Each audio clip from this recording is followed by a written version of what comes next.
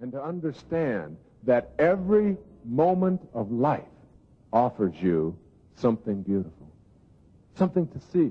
If you're victimized, it's because you're telling yourself that the world ought to be different than it is. That's what most prayer is for a lot of people. It's a neurotic kind of prayer. It's the prayer that says, "Dear God, please make the world different than it is.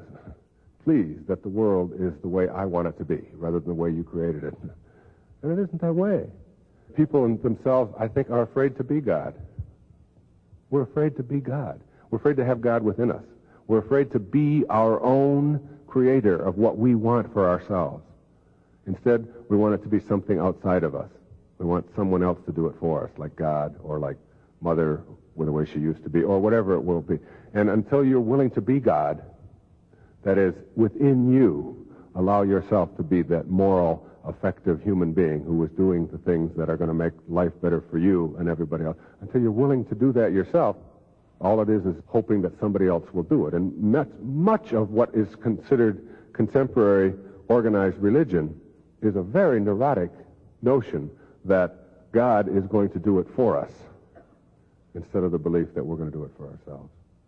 The place at the top, which is way, way up there at the ceiling, is what I call mastery, where you are to your own life like a great painter is to his or her creation, molding it and shaping it, reacting, having self-creation, being into the person that you want to be, and being able to react and handle every situation that comes along, and understanding that happiness is not something that you strive for, that you go after, that it is something that is always within you, and you can have it anytime, anything that you're doing.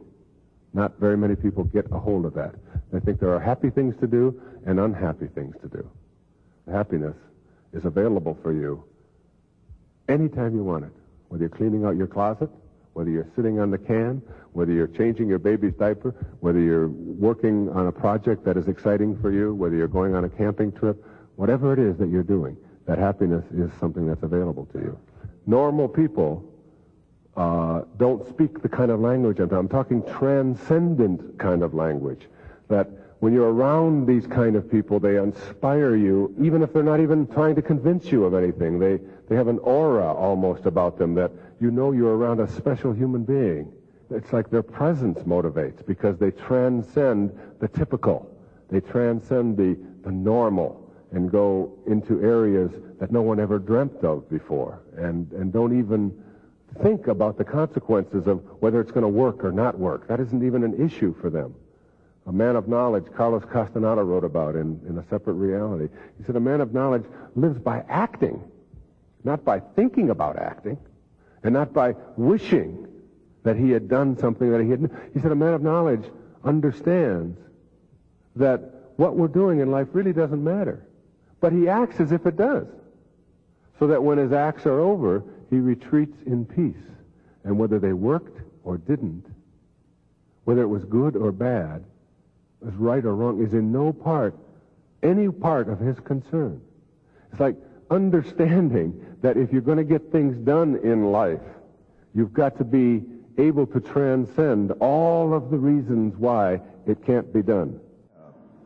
The ability to not judge the world, but to accept it for the way it is.